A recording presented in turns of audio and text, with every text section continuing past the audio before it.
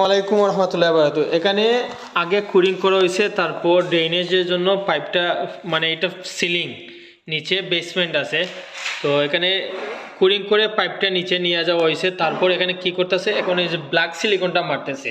Black সিলিকনটা মারার কারণ হলো এখানে মানে ওয়াটারপ্রুফের জন্য এটা ব্যবহার করা হয়। যতটুকু হোক আলহামদুলিল্লাহ মোটামুটি ঠিক কেউ মানে প্রপারলি করতে হলে এখানে ফুল ওয়াটারপ্রুফ করতে হবে, কারণ এটা একটা ওয়াশরুম টয়লেটের ভিতরে। এখানে দুইটা শাওয়ার রুম আছে, এখানে আবার দুইটা টয়লেট আছে।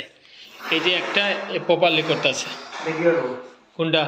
এইটাও তুমি বন্ধ করে দাও, ওই যেভাবে বলছি। হ্যাঁ তলের দিয়ে এখান থেকে ঢালো, এখান থেকে এইটাও বন্ধ করতে হবে, এখান থেকে ঢালো হালকা করে। এখন এই যে তুমি যেগুলো দিছো এগুলোতে পানি আটকাইব, পানি কেন আটকাই? এটা মিন্নি মিন্নি এটি পানি আটকাই কোনোদিন, ওটাকে ওয়াটারপ্রুফ হয়ে যায়।